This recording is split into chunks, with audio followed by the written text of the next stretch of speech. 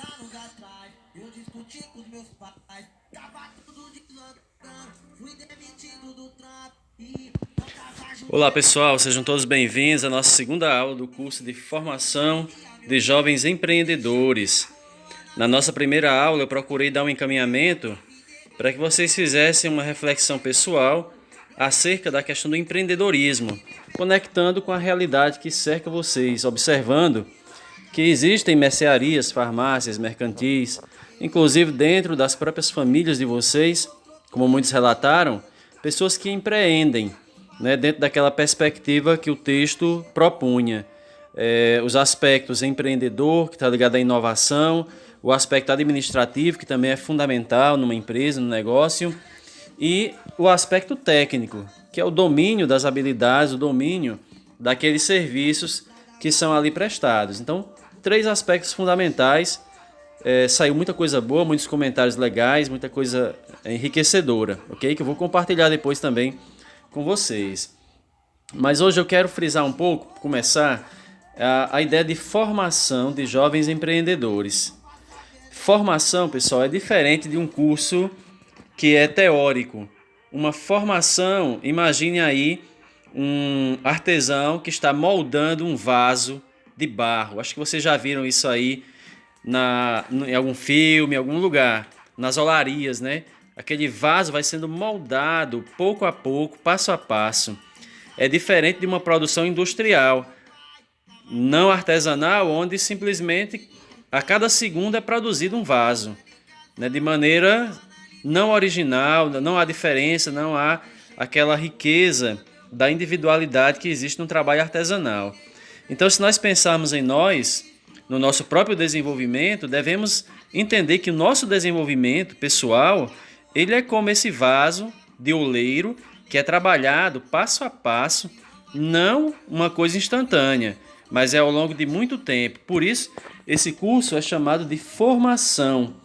Não é simplesmente um curso qualquer, mas é um curso de formação. É importante que as ideias que nós estudamos aqui, os instrumentos de autoavaliação, de autofeedback que vocês vão receber, eles sirvam para vocês refletirem sobre quem vocês são, o que vocês querem se tornar no futuro também. E implementem ações baseadas nisso, certo? Tendo essa ideia de que vocês estão dentro de uma formação. Uma coisa muito importante, pessoal, no empreendedorismo, eu quero começar com essa mensagem para vocês, é a responsabilidade. Ou, como alguns autores chamam, algumas pessoas que trabalham com desenvolvimento pessoal, com coaching, por exemplo, que é a autorresponsabilidade. E o que é uma responsabilidade? É a capacidade que o indivíduo tem de responder, de dar uma resposta.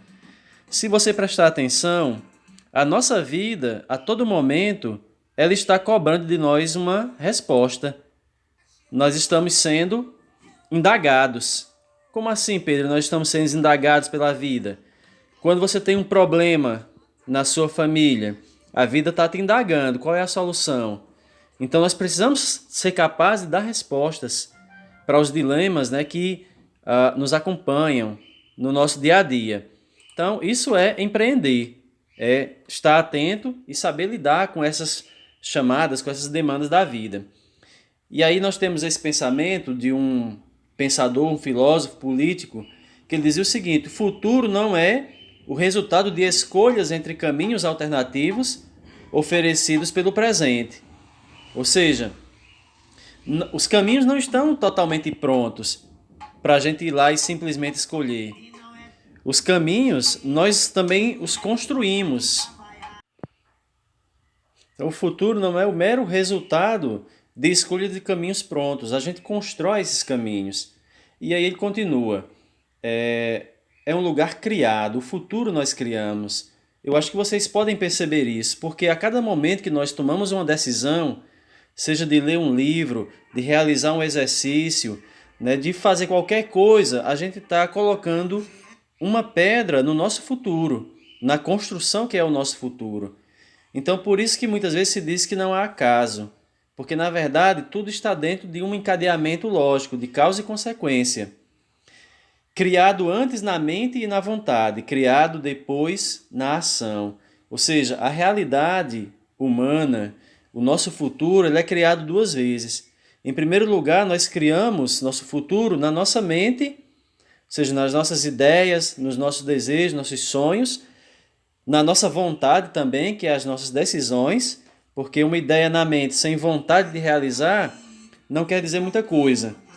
E é criado depois no mundo da ação. Olhe ao seu redor, pare tudo aí e veja a casa que você mora, as coisas que você tem ao seu redor, os objetos que você tem para utilizar. Tudo isso, primeiramente, esteve na mente de alguém ou de algumas pessoas. Foi criado dentro dessa realidade mental. E só depois houve uma concretização. Então, isso é algo tão importante, é uma chave para a nossa vida. Saber que há duas criações. Primeiro, na mente e na vontade, na decisão. E segundo, naquilo que é concreto, que nós podemos tocar e pegar. O futuro não é um lugar para onde estamos indo, mas um lugar que estamos criando. Os caminhos não são para serem encontrados, e sim feitos. E a ação de fazê-los muda ambos. A ação de fazer os caminhos muda tanto aquele que faz o caminho, assim como muda também o destino. Então, isso não quer dizer, pessoal, que não haja condicionamentos na vida de todos nós. Mas dentro desses condicionamentos, não há uma determinação absoluta. Então nós vamos criando, de algum modo, os caminhos que vamos seguindo. Há um pensamento chinês que diz que não existe caminho, porque o caminho se faz ao caminhar.